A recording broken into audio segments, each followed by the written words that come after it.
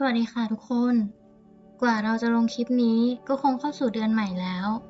ขอให้ทุกคนได้เจอแต่สิ่งดีๆ เริ่มต้นวันใหม่ได้อย่างมีความสุขในเดือนนี้ด้วยนะคะ เรียกชื่อด้วยนามปากกามาก็เยอะแล้ว เราจะแอบมาบอกชื่อเล่นให้ฟังค่ะ เรามาแนะนำตัวใหม่กันเลยดีกว่า สวัสดีค่ะ เรานักเขียนนามปากกาฮานาฮิเมะเองนะคะ เรามีชื่อเล่นว่าแนนค่ะ ใครถนัดเรียกแบบไหนเรียกได้ตามสะดวกเลยนะคะ ก่อนจะไปฟังกันสำหรับใครที่อยากติดตามตอนต่อไปอย่าลืมกดไลค์กดติดตามไว้ด้วยนะคะเพื่อไม่ให้พลาดรับฟังตอนใหม่ๆตอนที่2ผมตกเป็นข่าวกับคนดังไออุ่นรู้สึกตัวตื่นในเช้าวันถัดมาเป็นปกติที่เขาจะตื่นก่อนใครในบ้านดวงหน้าสวยหันไปยังหน้าต่างตรงระเบียงห้องมองเห็นสีของท้องฟ้าข้างนอกยังคงมืดอยู่คนตัวเล็กค่อยๆลุกขึ้นนั่งตั้งสติบนเตียงเพราะยังคงมีอาการสลึมสลือก่อนมือเล็กจะเอื้อมไปหยิบโทรศัพท์ที่ตนชาร์จทิ้งไว้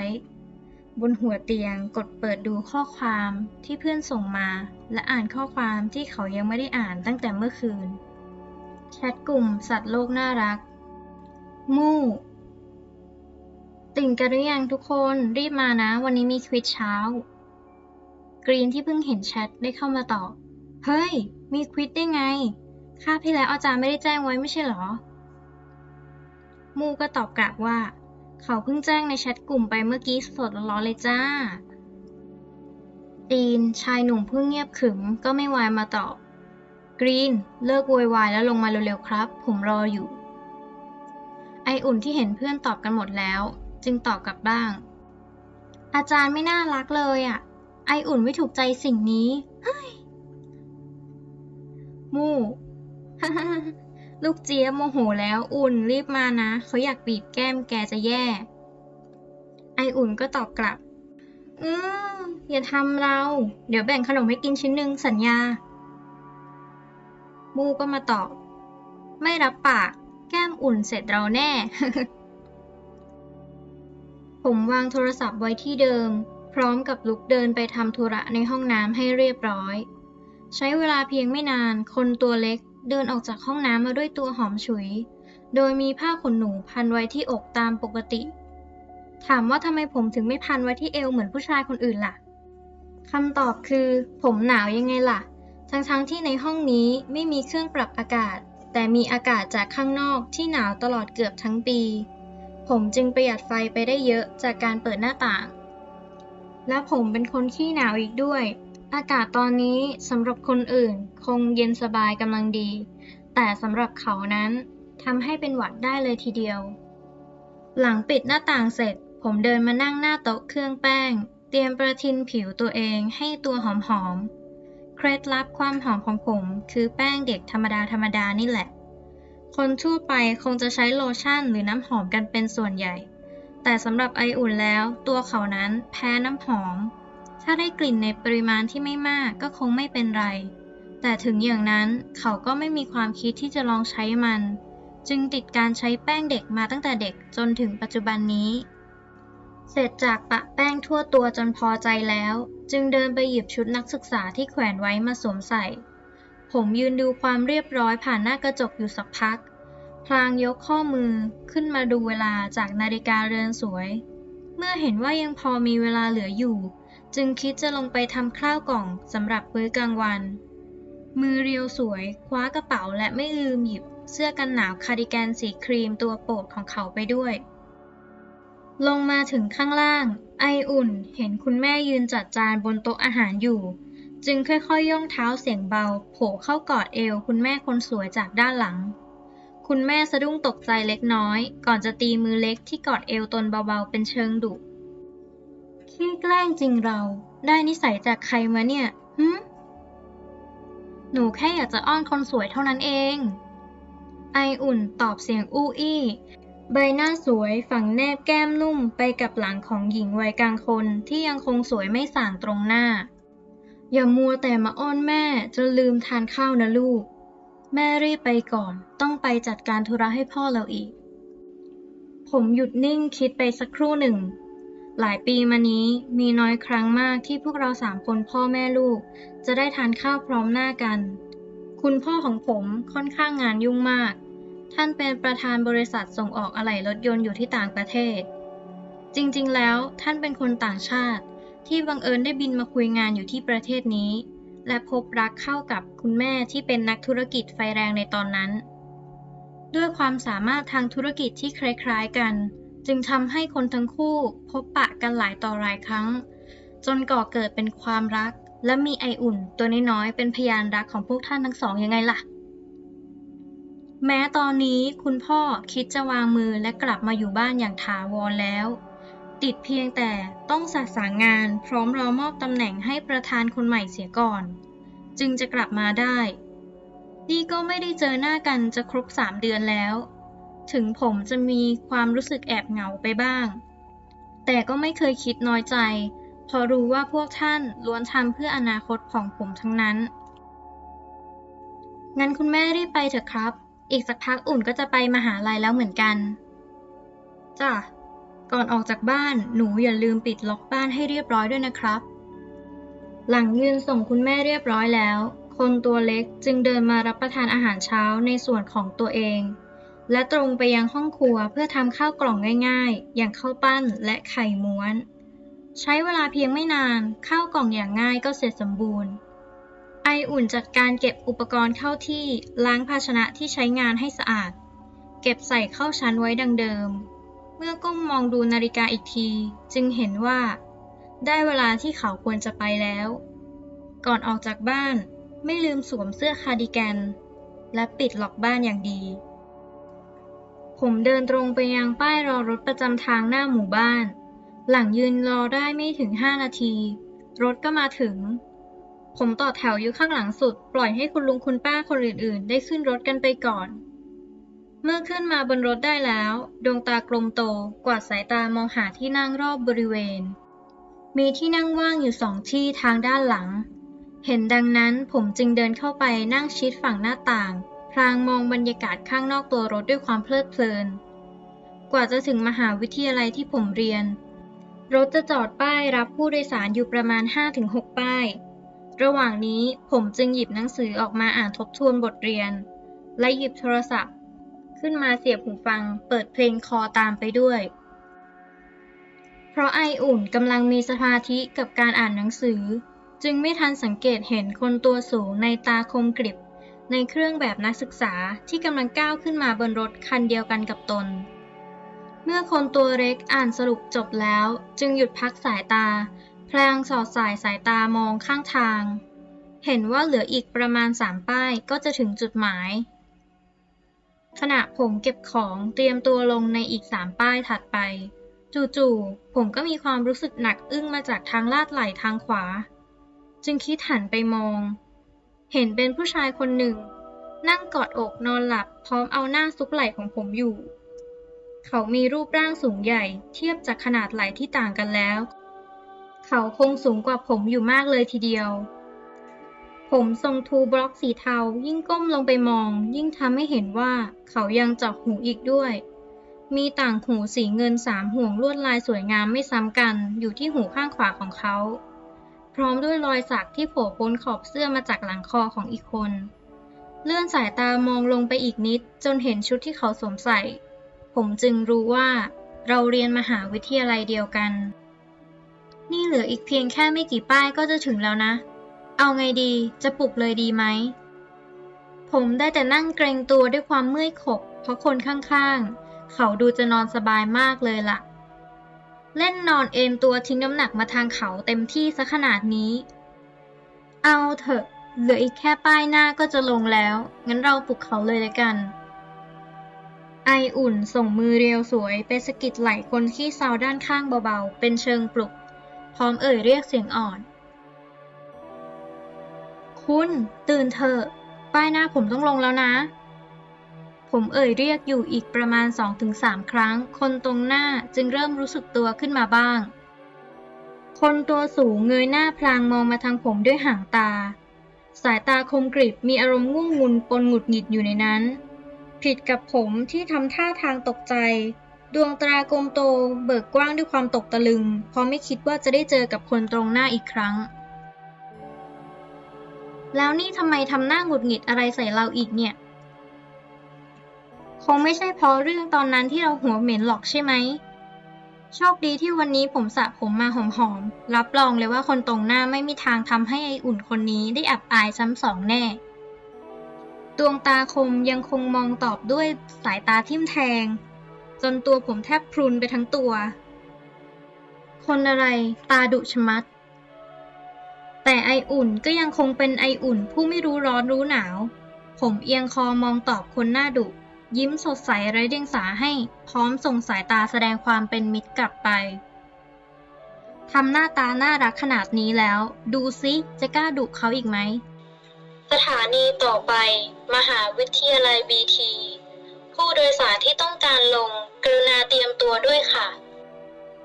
ก่อนจะได้รู้คำตอบเสียงสัญญาณบอกป้ายสถานีที่ผมต้องลงก็ดังขึ้นซะแล้ว หลังสิ้นเสียงประกาศนั้นคนตัวสูงตรงหน้าดึงสายตากลับพร้อมเดินไปรออยู่ที่หน้าประตูทำเหมือนเหตุการณ์ก่อนหน้านี้ไม่มีอะไรเกิดขึ้น เห็นดังนั้นไออุ่นจึงลุกเดินตามออกไปบ้าง ผมยืนจ้องมองแผ่นหลังกว้างของอีกคนด้วยความอิจฉา ดูความสูงนั่นสิเขาที่ยืนมองจากด้านหลังแทบจะมองทางข้างหน้าไม่เห็นอยู่แล้วบังเขาสมิธเลย เมื่อรถจอดนิ่งสนิทต่างคนก็ต่างเดินลงไปคนละทิศคนละทาง คณะของไออุ่นอยู่ทางซ้าย ส่วนคนหน้าดุคนนั้น ผมแอบหันหลังกลับไปมองอยู่ เห็นว่าเดินไปทางขวา หวังว่าระหว่างเราคงไม่บังเอิญเจอกันอีกนะ ถึงตอนแรกคิดจะอยากตีสนิทด้วย แต่เจ้าตัวดูดุซะขนาดนั้นผมขอยอมแพ้ดีกว่า บอกตามตรงผมกลัวโดนดักตีมากกว่า ภาพวันที่เขาต่อยกันวันนั้น ยังติดอยู่ในหัวผมอยู่เลย ถึงแม้เขาจะใจดีช่วยเราไว้ก็เถอะ ผมรีบวิ่งไปทางโต๊ะประจำกลุ่มที่มีเพื่อนรออยู่ ดวงตากลมโตสังเกตเห็นเพื่อนตัวเล็ก ยิ้มจนตาหยีโบกมือเรียกผมมาแต่ไกล อุ่นทางนี้มาเร็วรีบมาติวกัน มาแล้ว ผมตะโกนตอบกลับไปพร้อมรีบวิ่งด้วยขาสั้นๆไปหาเพื่อนตัวเล็กยายลูกหมูจะตะโกนทำไมคนมองหมดแล้วอายบ้างไหมกรีนออกไปตามภาษาคนขี้แกล้งเราชื่อมู่ไม่ใช่ลูกหมูนะเอาล่ะทั้งสองคนพอก่อนดีกว่าเนอะอย่าทะเลาะกันเลยเรามาอ่านหนังสือต่อเถอะเหลือเวลาเตรียมตัวอีกแค่ไม่กี่นาทีเองนะผมเข้าไปยืนกึ่งกลางระหว่างคนทั้งคู่กอดแขนเพื่อแยกเพื่อนออกให้อยู่กันคนละมุมโต๊ะถ้าปล่อยเอาไว้อีกนานเรื่องก็คงไม่จบคนหนึ่งก็ชอบแกล้งส่วนอีกคนก็ช่างโมโหง่ายช่างเป็นการรวมตัวที่ดีจริงๆเฮ้ยก็ได้เห็นว่าไออุ่นขอหรอกนะส่วนแกน่ะฝากไว้ก่อนเถอะน่ากลัวจังเลยรีบมาเอาคืนล่ะไม่อยากเก็บไว้นานกลัวติดเชื้อบ้าแกไปแน่ยังจะไปกวนเขาอีกหลังสงบศึกได้สำเร็จทุกคนต่างแยกย้ายกันนั่งจับจองบริเวณใต้ร่มเงาต้นไม้ต้นใหญ่ที่แผ่กิ่งก้านปกคลุมโต๊ะไม้ตัวยาวพร้อมสูดอากาศถ่ายเทเย็นสบายกำลังดีเข้าเต็มปอดผมปล่อยให้เพื่อนๆนั่งอ่านหนังสือกันต่อไปส่วนผมได้ทบทวนบทเรียนจากบนรถมาจนพอสมควรแล้วจึงนั่งผ่อนคลายปล่อยใจไปกับบรรยากาศดีๆในยามเช้าแทนนึกดูแล้วนี่ถือว่าเป็นครั้งที่2แล้วนะที่พวกเราบังเอิญเจอกันจากไม่เคยเห็นหน้ากลับกลายเป็นยิ่งเจอบ่อยขึ้นเรื่อยๆอ้อและที่ผมแปลกใจยิ่งกว่านั้นคือผมไม่ได้มีความรู้สึกอึดอัดหรือรู้สึกไม่สบายใจเหมือนยามอยู่กับคนอื่นอาจเป็นเพราะคุณเขาเคยช่วยผมไว้เวลาอยู่ใกล้กันจึงอุ่นใจแปลก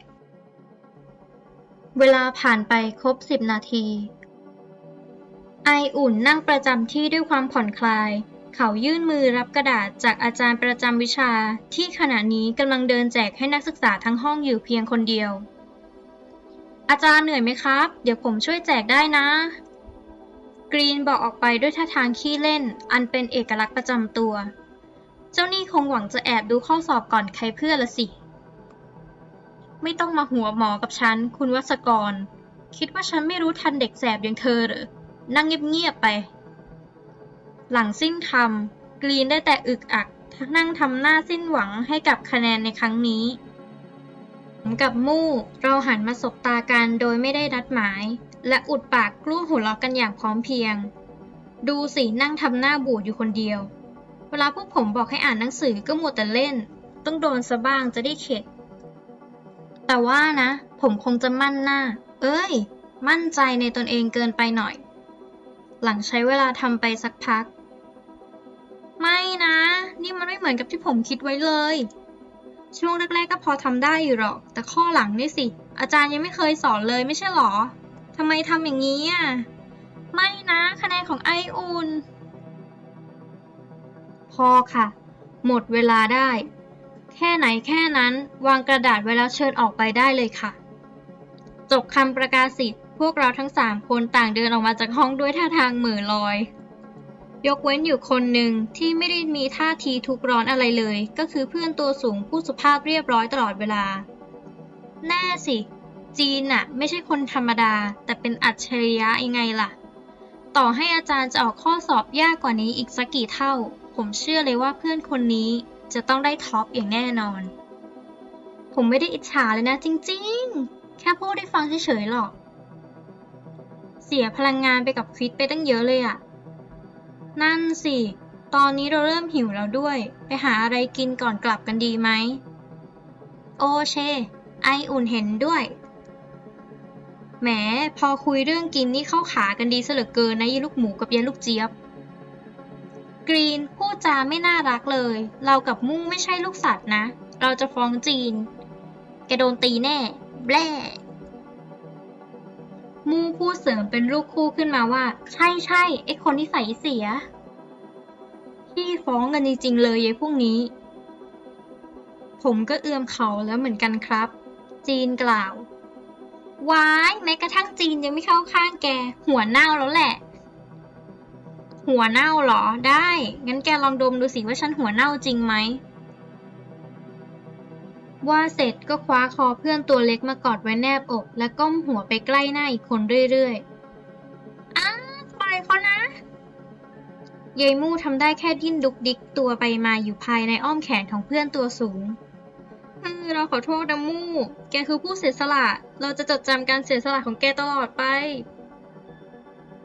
แล้วอุ่นไปแอบอะไรอยู่หลังจีนนั่นน่ะ คิดจะเนียนหรือไง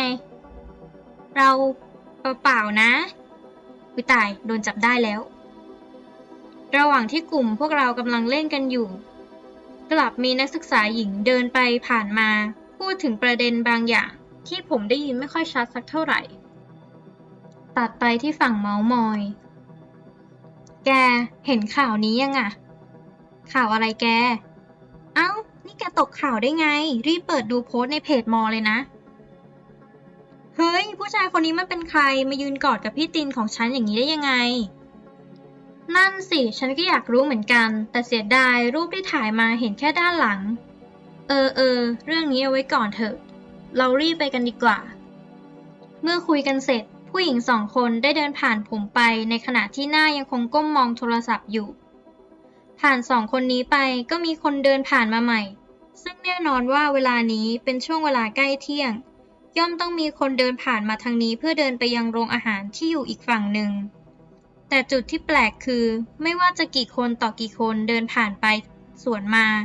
ล้วนกำลังพูดถึงประเด็นอะไรสักอย่างแล้วทำหน้าฟึดฟัดไม่พอใจกันแทบทุกคนสาวๆเขาเป็นอะไรกันเดินผ่านไปกี่คนดูอารมณ์เสียใช้ได้เลยกรีนเอ่ยในขณะที่มือของเขายังคงกอดคอเพื่อนตัวเล็กเอาไว้ไม่ปล่อยโอ๊ะกรีนปล่อยคอเขาก่อนเขาจะดูโทรศัพท์กรีนทำเป็นเฉยไฉกวาดสายตามองนู่นมองนี่ไปทั่วฮึ แขนหนักจริงๆเลย สุดท้ายเขาก็ต้องยกแขนเจ้ายักษ์ออกเอง หลังทำปากขมุบขมิบแอบด่าในใจเสร็จ ไม่ลืมที่จะหยิบโทรศัพท์ดูการแจ้งเตือนที่ดังขึ้นมา ทุกคนเขารู้แล้วแหละว่าคุยเรื่องอะไรกัน นี่มาดู ผมเดินเข้าไปหามู่พร้อมก้มมองเนื้อหาในโทรศัพท์ หน้าเพจที่เปิดค้างอยู่คือเพจของมหาลัยที่มีแอดมินคอยลงข่าวเกี่ยวกับข่าวซุบซิบต่างๆ ผมไม่ค่อยรู้เรื่องอะไรพวกนี้หรอกจำมาจากมู่ทั้งนั้นแหละ แต่เรื่องนั้นไม่ใช่ประเด็นที่สำคัญคือหัวข้อข่าวในเพจตอนนี้เต็มไปด้วยรูปผมกับคนหน้าดุที่ยืนประคองกอดกันแล้วถามหากันว่าคนในอ้อมกอดคนนี้คือใครซุบซิบเรื่อง BT เอาล่ะค่ะทุกคน วันนี้แอดมินโซดามีข่าวเด็ดข่าวร้อนจะมาเล่าให้ฟัง รับรองได้เลยว่าสาวๆทุกคนต้องไม่อยากพลาดที่จะรู้ข่าวนี้แน่ เรื่องเกิดขึ้นเมื่อวานตอนเย็นหลังมอที่ทุกคนรู้จักดี ด้วยความหิวของเจดาเอง เจเลยชวนน้องที่สนิทเดินไปหาอะไรกินที่หลังมอด้วยกัน พอเดินไปถึงปรากฏว่าเจ๊เจอคนตีกันค่ะ ด้วยความตกใจเจ๊เลยรีบหยิบโทรศัพท์ขึ้นมาถ่ายวิดีโอ ไม่ต้องถามนะว่าทำไม เพราะมันเป็นสัญชาตญาณของเจ๊เองแหละค่ะ หลังเจ๊แพลนกล้องไปมาจนทั่วแล้ว เจ๊ก็รู้สึกสะดุดตาพ่อหนุ่มรูปงามอยู่คนหนึ่ง จึงรีบซูมวิดีโอดู ถึงได้รู้ว่านี่มันน้องตินขวัญใจสาวๆมอเราเองพ่อตินสุดหล่อทั้งชก เตะ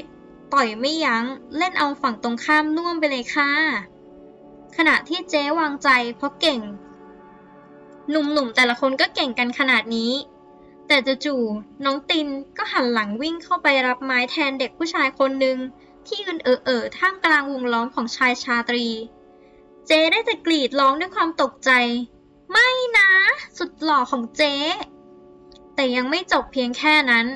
เด็กผู้ชายที่ยืนช็อกอยู่ดีๆก็ล้มตัวลงสู่อ้อมกอดที่มีกล้ามล่ำบึกของน้องตินนี่แหละที่เจรับไม่ได้ นี่ค่ะแนบภาพปลากรอบ เสียดายเจ๊ถ่ายเห็นแค่ข้างหลัง นี่ถ้าได้เห็นหน้านะ บอกเลยหนูอยู่ยากแน่ค่ะ by แอดมินโซดา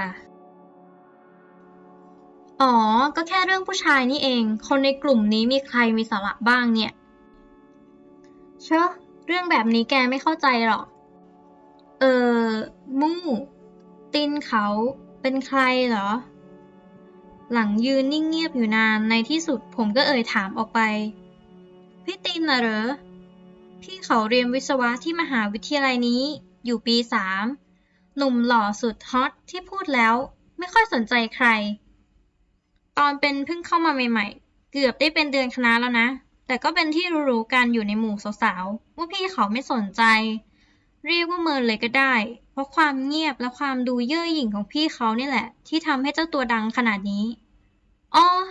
มีฉายาด้วยนะ ว่าหล่อ ดุ เงียบ ว่าแต่อุ่นอยากรู้เรื่องพวกนี้ไปทำไมเหรอ